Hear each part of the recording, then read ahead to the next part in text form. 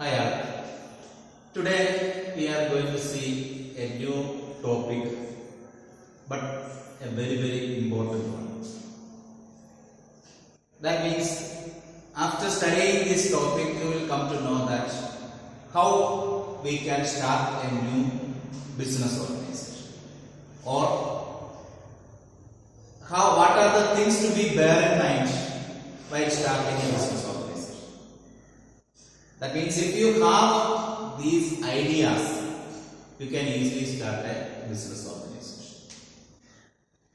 That means certain basic factors to be considered on starting a business. Basic factors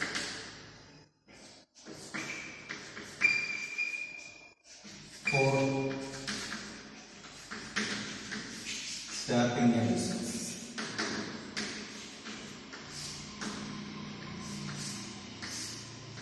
What are the basic factors to be considered for starting a business?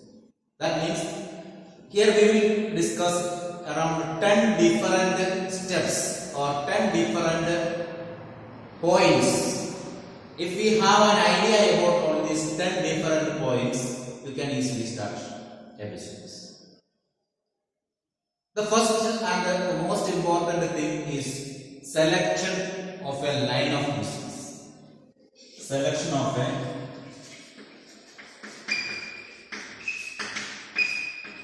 line of business. Selection of a line of business. That means in order to start a business, the idea of starting a business, if you plan for starting a business, first the thing is that idea should germinate in your mind. That means with the compulsion of somebody or with the coercion of somebody, you cannot start a business. That interest should generate from self. We have to generate the interest. That means we should have an interest in starting the business. Then only we can start the business. That means that's what I told, that the idea should generate or germinate in your mind. And that when that idea comes in your mind or interest comes in your mind, that disturbs your daily life or disturbs your sleep. That's what we call it as a dream. Dream of starting a business. So when you decided or when an idea comes in your mind or interest comes in your mind to start a business and it starts disturbing your daily routine or your sleep, then you can materialize the business. So for that you will start to think various opportunities, various things that can help you to start a business. So in that sense, when that much is over, that means if you are in that position, the first of which you have to think is that selection of a line of business. That means in your mind that idea came to start the business. So here you will think that what is that business? Which type of business it is? Which type of business it is? Suppose you are thinking that manufacturing and selling something. Manufacturing and selling something. So a product is designed in your mind and decided to produce that and sell it. That means it is a manufacturing business. Or sometimes you may be interested to do some other business. For example, your interest is to start a restaurant. So the restaurant comes under the service sector. That means production sector or service sector. So that is the first thought which comes in your mind. That's what we can say, that selection of a line of business. That is what first you have to do. You have to decide in yourself that the business which I am going to start will be the production or the service sector business. Production sector business or service sector business? Which type of business it is? Because the size of or the nature of the business determines the capital contribution, size that these activities and investment of fund in capital, this investment of fund in assets, all those things determines, or all those things are based on the line of business.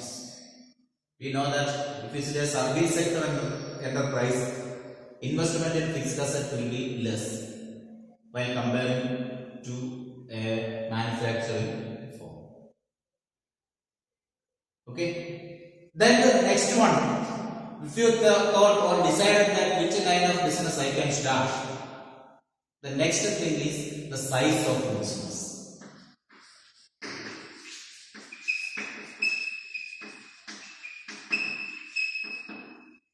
Size of the business. So normally when you start a business, decided that which line can be taken or which area can be taken, after that you will think about the size of that business. Which type, what can be the size, how much bigger it is, how much small it can be. That you will be thinking about your capacity to manage the business first. If it is a very big business as a new person to the business, or new entrepreneur. Entrepreneur means the person who has an idea to start a new business or new technique, introduction of new technique. Okay, simply we can say that the person who is newly starting a business can be called as entrepreneur.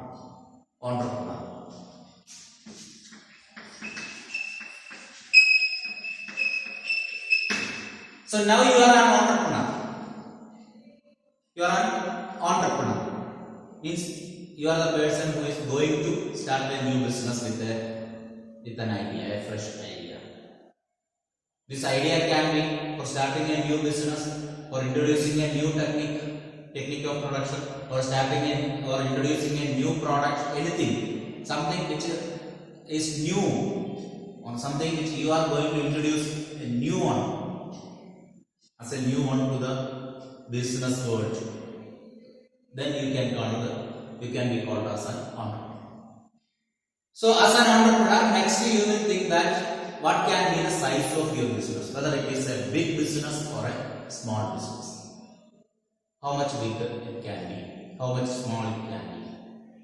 All those things you will decide. Okay, all those things you will forecast in advance or think in advance. So basically the size of business will be based on how much capital you can contribute, or how much capital you can generate from various sources. Okay, on the basis of that, size will be determined. And since if you are a new businessman or the first business, if you start a first business, definitely you will start with a small business, focusing limited area of operation. That means with limited geographical area where you can produce or market the products. After starting that, you will think about the growth of the business and will widen the area of operation. So first you will think about what can be the size, how much bigger it can be, how much bigger can be affordable for you. That is regarding the size of business. So now you have decided about the line of business and which type of, or what can be the size of the business. These two things are decided or fixed. That means you have an idea of all these two things.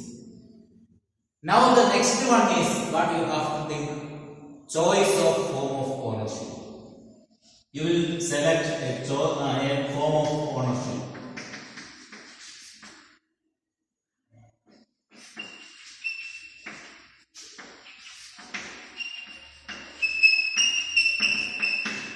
Choice of a form of ownership.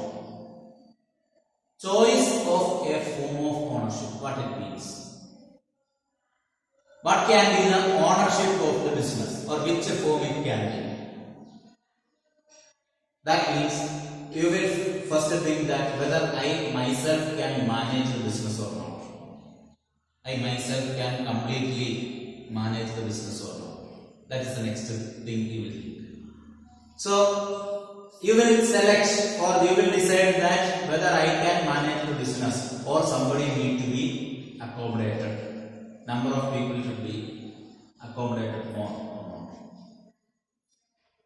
Okay, that means if you are able to manage the business by yourself, what you will do? You will start it as a sole proprietorship business. Sole proprietorship business means the business which is run by one person. Business is run by one person. That is called the sole proprietorship business.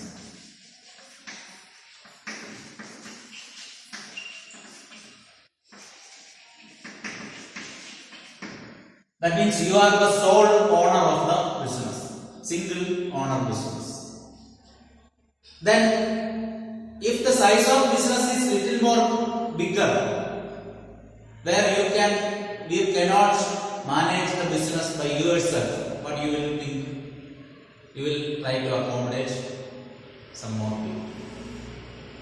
Suppose for starting your business you need more money that you alone cannot contribute fully. Then what you will do? You will try to find some other person.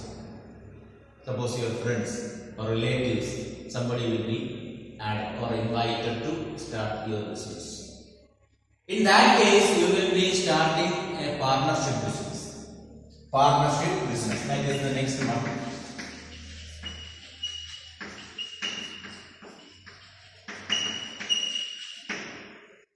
Partnership business. That means you are starting the business in partnership.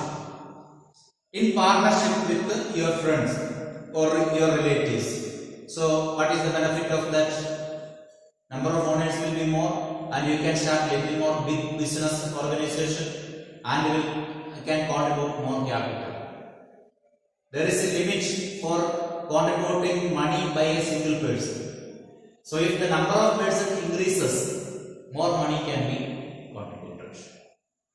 Okay, so partnership business, if you start, you will get more capital, more owners will come, so you can start a big business organization. Like your idea, your friend's idea will also contribute for the development of the business. So in that way you can start partnership business if you want to start a big business. Then if you want to start a little more big business, bigger business, you can start a company.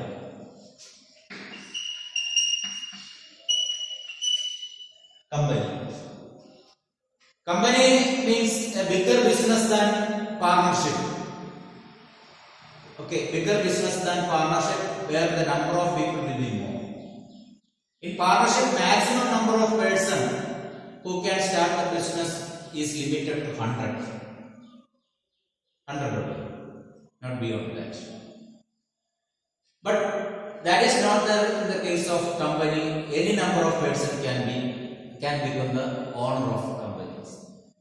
And apart from that, one more difference is there, or one more speciality is there. A company can be started by a single person also. One person company. That is a new development in Companies Act. It is one person company. OPC normally it is called. That is one person.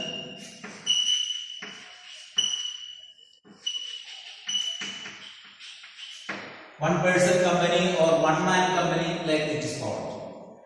So you alone also can start a company.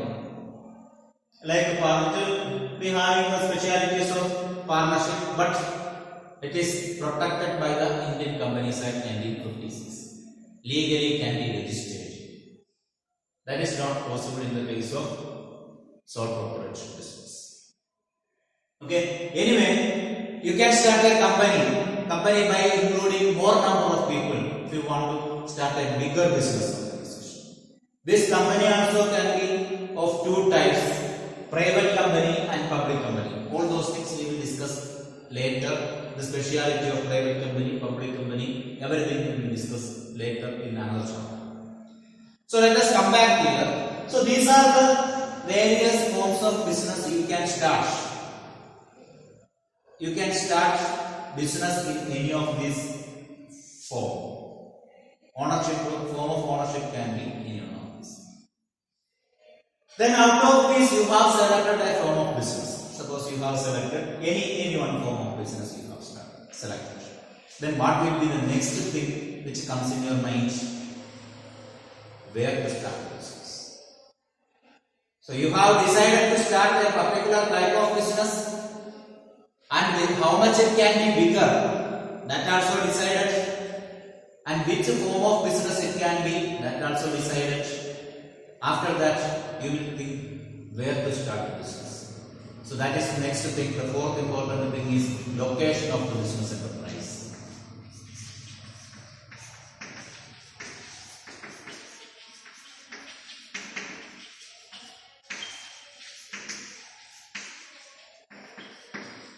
Location of the business enterprise. That means where to start the business, where this business can be started. So location is very important. So while selecting a location, what are the things to be bear in mind? Normally there are two things. One is that it can be near to the market. Near to the market means near to the place where there is good demand for the product. Okay, nearness to the market. That means the place where there is more number of customers and more demand is there. What is the benefit of that? If we start there where there is more demand, no need to transport or finish the products to a long distance. Transportation cost can be reduced, and when we establish a business there near to the market, it will have a wide reputation. These people will come to know that this business is there, so that will create a good reputation also. Like that, this business can be established where there is availability of raw material also. Where there is availability of raw material. Okay, that means where the easiness in getting the raw material, there the business can be started. What is the benefit of starting business near to the place where there is easy availability of raw material? Yes, raw material may get in cheaper rates, and transportation for bringing the raw material, that transportation cost will be very less. So like that, certain benefits will be there. For example, sugar industries will be started where there is availability of sugar cane. Okay, so like that, the availability of raw material. Another thing is that location can be selected where there is availability of cheap labor, low cost labor. So in that case, we will select a particular area where there is easily available, that where the labors are easily available. So like that, various things will be focused. We can focus on various things where such a type of businesses can be started. Okay, so let us see here the line of business. If you have selected a line of business, that means a service sector business. If you have selected to start a service sector business, you need not think about the availability of raw material, availability of cheap labor at all. You can select a place where there is good demand for your service. For example, restaurants. Restaurant, if you start, where you will start? Where there is good demand for the service which you are going to provide. So that's what. If you decide to start a service sector business organization, you need not be bothered about the availability of raw material and all. Of course, labor availability we have to see. Otherwise, availability of raw material, much importance need not be given to that. So there you can give more importance to the place where there is good demand for your service. Okay, so that is regarding location of business enterprise. Then next one is financing the proportion. Financing the proportion.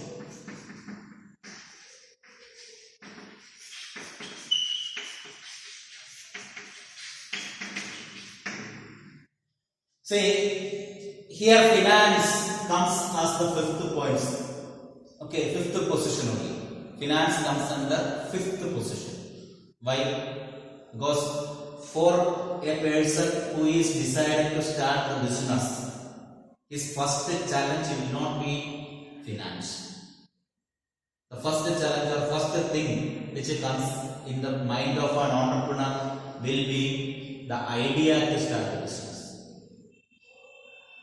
Okay, then he will decide what type of business size, then after that so ownership will be chosen, then location will find out. So in order to start a business in that location, how much money we need to invest? There comes the importance of capital. There comes the importance of capital. Here we will make an overall assessment about the capital in this third case. How much on an average, how much money, or in a gross, we will think that how much money will be needed.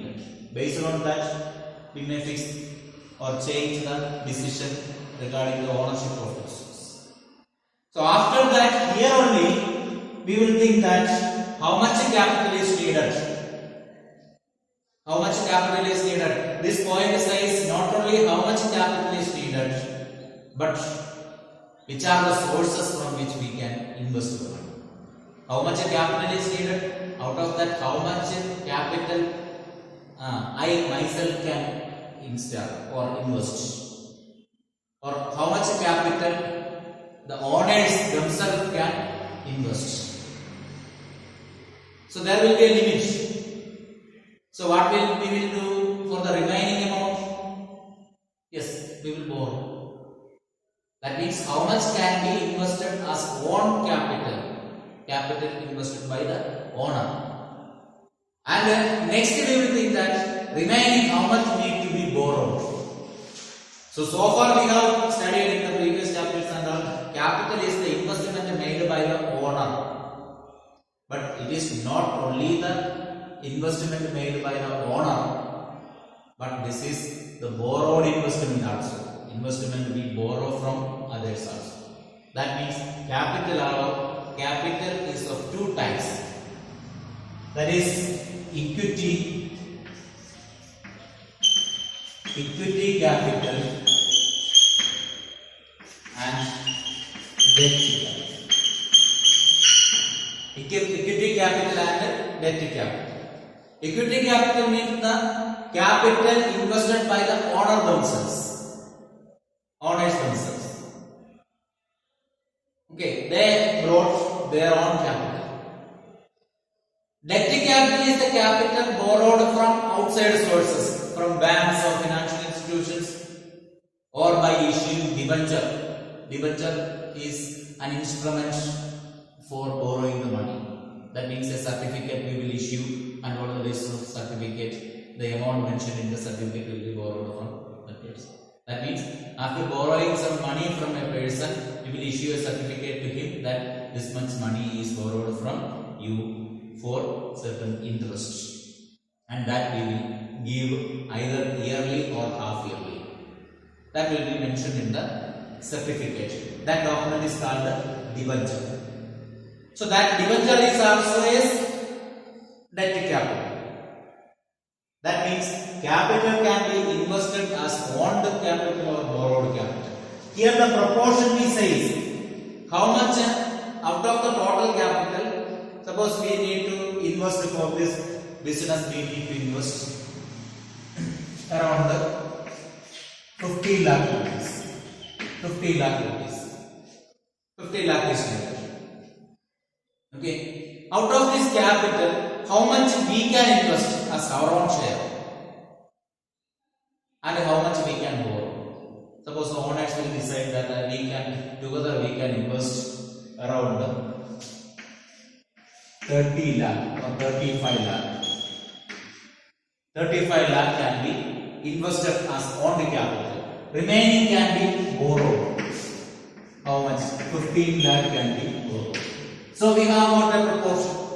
It will be invested in equity and debt in the ratio of 35 is to 15. That means out of the 15 lakh, 35 lakh will be owner's capital, equity capital.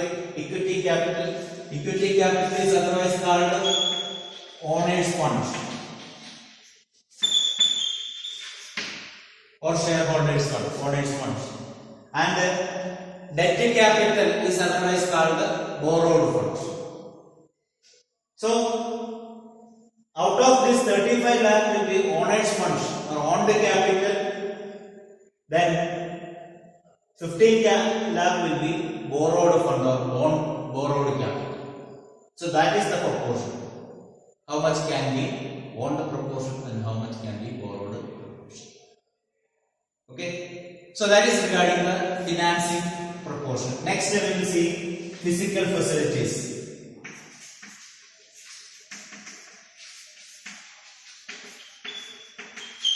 What are the physical facilities needed?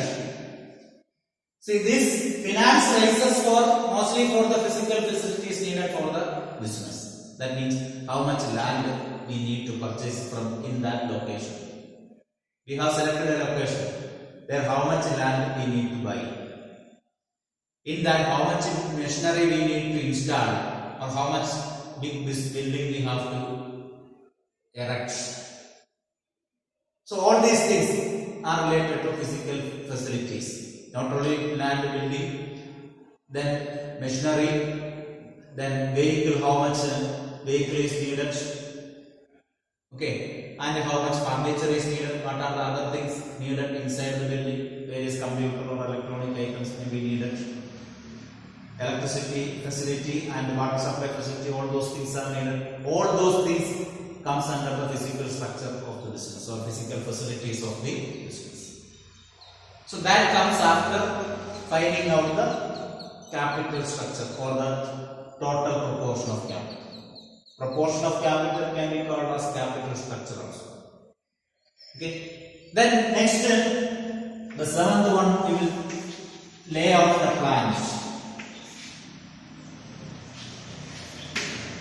Plan layouts. Plan layout. Lay out the plan. What is plans? The area where machineries are installed can be called as a plant. Maybe a building or one or two or group of buildings where various machineries and equipments for production are installed. That is called a plant.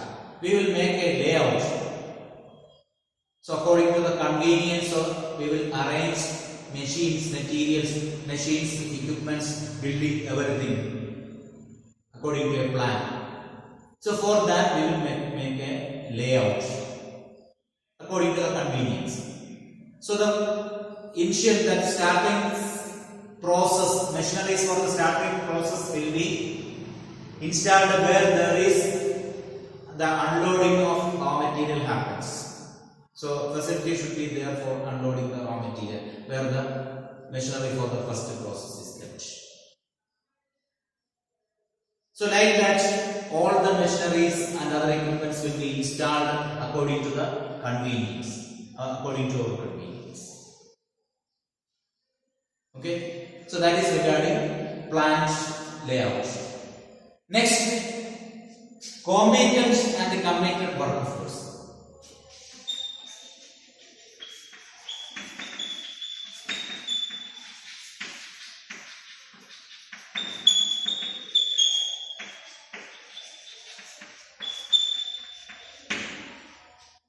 Competent workforce. Say planned layout is made. Now what we need? Workforce is need. That means employees or laborers are needed. What we will do? First we will search for competent workforce. Competent workforce means trained and loyal workforce. Trained workers and loyal workers. So already if the same type of business is there in the economy, we will find the people who are trained in doing that work. If we are introducing a new type of business or a new product in the market where there is no knowledge or technical know-how related to the production, we will select the workers and give them training. Training will be given first to make them competent in doing the work. So the workers, while selecting the workers for the business, we have to think two main things. First one is they should be competent and should be committed. Competent workforce and committed workforce. Competent workforce means competent in doing the work. Committed workforce means they should have certain dedication towards the business or towards the work they are doing. They should be loyal to the business organization. They should be committed to do the work. So they should be competent as well as committed. Okay, so we need competent workforce and committed workforce. For that, we have to select the workers. So this is also not a least important one, a very important thing, that is based on this, the performance of the workers, our existence in the market determines. Competent workforce can produce better quality products with minimum wastage. Wastage will be there, but it will be minimum. If they are not competent, quality of product cannot be expected, and wastage also may be more. So for that, competent workforce are needed, and they should be committed to the business organization. Okay, and the ninth step is tax planning.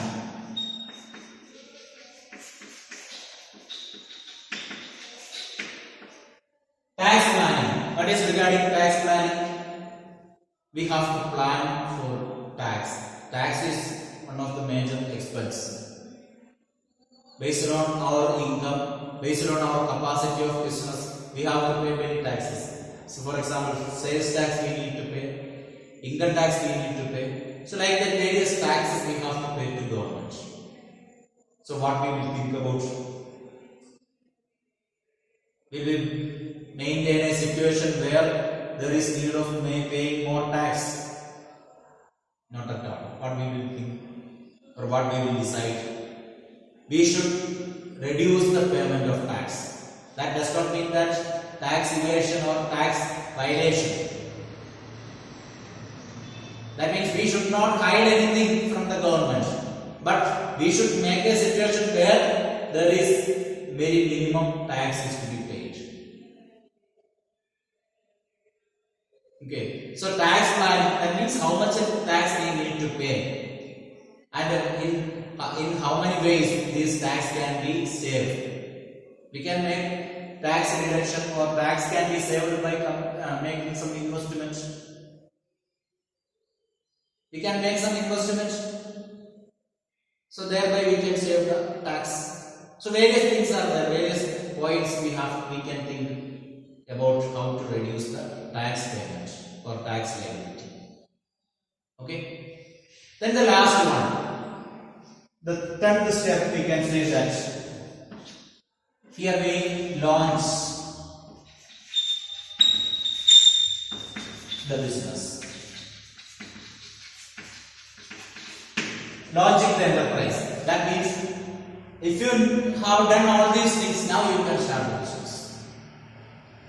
So now for launching the business, also we need to cover various things. That we need to get the certificate and registration procedures are there. So the registration procedures are to be completed. For example, if you start a partnership business, that partnership can be registered in accordance with Indian Partnership Act 1932. Or if it is a company, it must be registered. Here registration of partnership is optional, but company should be registered. It must be registered as per the Indian Companies Act 1956. Partnership, sole proprietorship business need not be registered. It need not register. That does not mean that you need not register anywhere. You have to get permission to start business. For that, you may be asked to register in the panchayat or the local bodies, local government bodies for getting the license to start the business.